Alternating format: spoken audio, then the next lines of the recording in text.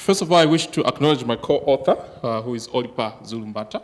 That's the outline of the presentation. For those of us who don't know where Zambia is located, it's actually in the heart of Southern Africa. Just a few facts: population, about 16 million. Per capita GDP, about 1,600. Agriculture contributes about 8% to the GDP. Agriculture employs about 56% of the population in terms of employment. Now, Zambia is undergoing some key demographic and economic shifts. So there's rapid population growth, rapid urbanization, and a rise in per capita income. That's just to show us how the population has grown over the years since the 1950s. Quite some rapid urbanization is taking place in Zambia. That graph there just shows us the trends in growth rates in the urban and rural population.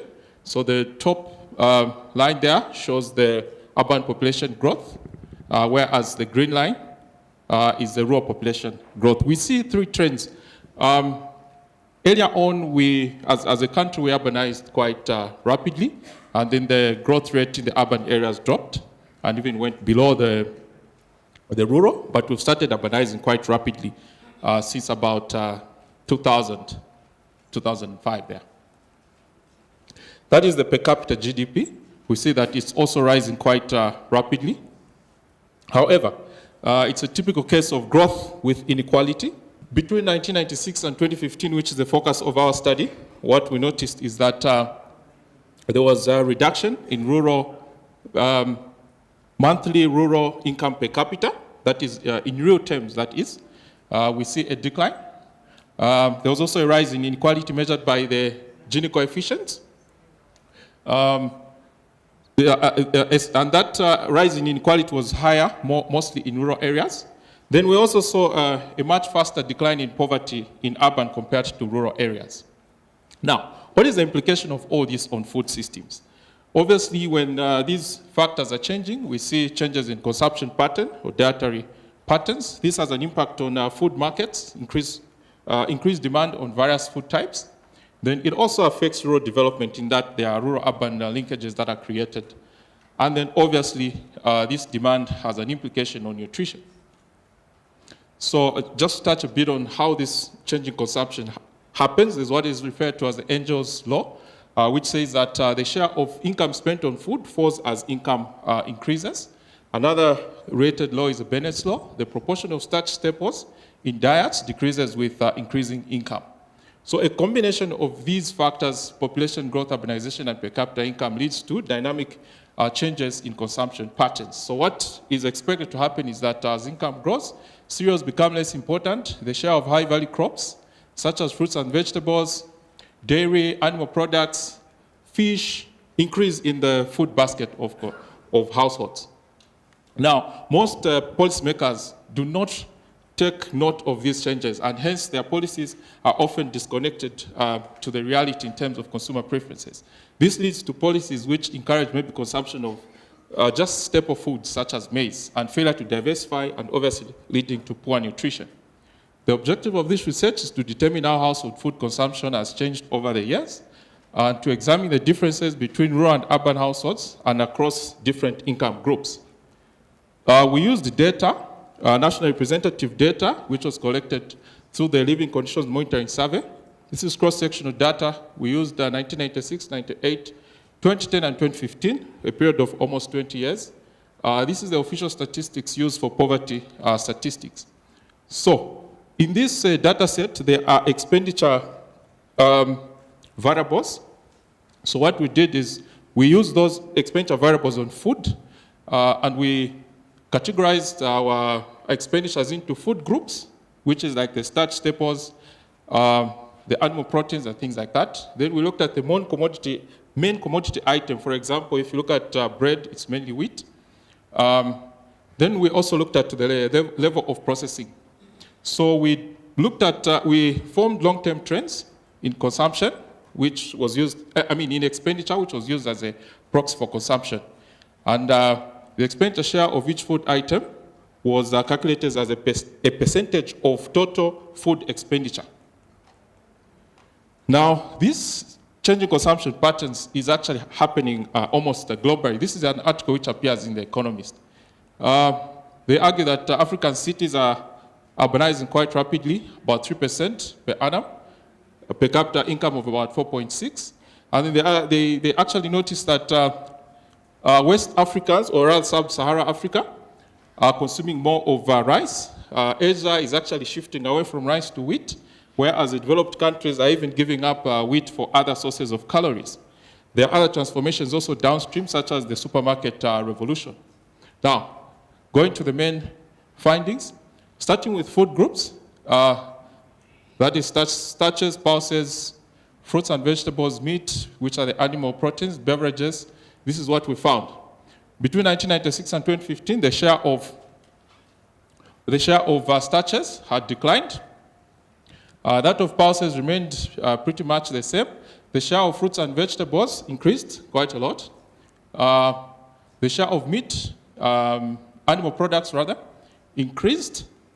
The others only changed marginally. Now, we tried to compare between rural and urban.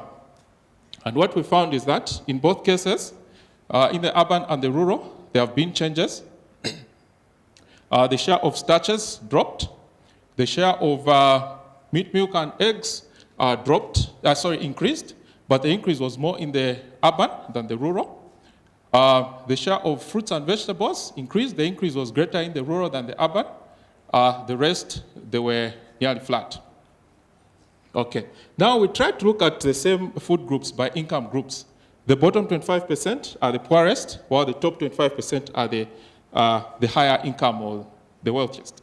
So what we found is that while the share of starches has been higher in the bottom 25, it also declined, whereas in the highest income group, it was low and it declined further. I'll skip pulses. The share of vegetables and fruits increased more in the poorest households compared to the higher income. The share of meat, animal proteins, the increase was actually bigger for the wealthier households. Then we tried to look at the main constituent products, such as rice, maize, wheat. I just selected a few, and looking at rural and urban, the changes that we noticed that maize is higher, especially for the rural households. Rice is higher for the urban, and it has consistently remained so. Cassava is mainly a rural crop compared to the urban, but it has dropped a bit.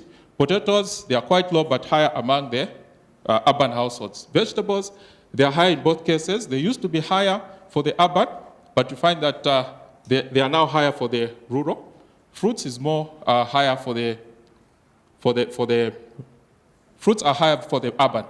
Then in terms of beef, we find a decline, but it's still higher for the urban. Sorry, fish is higher in both cases, but it's almost the same in both cases around urban. Dairy products are higher for the urban. Poultry is also has increased and is higher mostly for the urban, and eggs also follow similar trend. In terms of income, the picture is much like the rural and urban, which already shows us that most of the poor are actually residing in rural areas. We find that maize is higher, mostly for the poorest. There has been a decline, but not as much as for the higher income. Then cassava, similar pattern. But what is interesting here is that wheat is actually higher. The share of wheat is actually higher than that of maize among the high income groups. Fruits and vegetables, similar patterns there as we saw for the rural and the urban. Now, when we looked at processing, we find that overall the share of expenditure on processed foods has increased both for the rural and also for the urban. However, the increase has been higher for the urban households. Okay, what do we conclude from the findings? Population growth, rapid urbanization, and rising per capita income corresponds with the changing expenditure patterns in Zambia. However, there are disparities between the rural, urban, the low and high income groups. Maize remains dominant, but mainly so in the rural and the poor. There are some changes in terms of staple consumption, especially for the urban and wealthier households. They are substituting quite a lot for wheat, rice, Irish potatoes, and other things compared to the poorer households, meaning that the poor have remained quite behind. So this could potentially contribute to the double burden nutrition problem. Now, when we turn to the government policies, you find that they support more of one crop, which is maize, through input subsidies and market interventions. There's huge government expenditure on maize. Meanwhile, the things that are being consumed more and more are imported, so there's need to look at that. Through the increased share of processed foods, there's opportunities for rural-urban linkages and also agro-processing.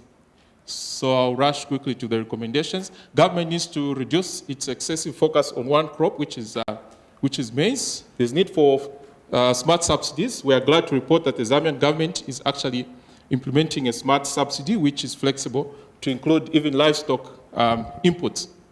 There's need for local production systems that are responding to changing consumption patterns and addressing the market constraints. Then transformation of the food systems needs to be nutrition sensitive.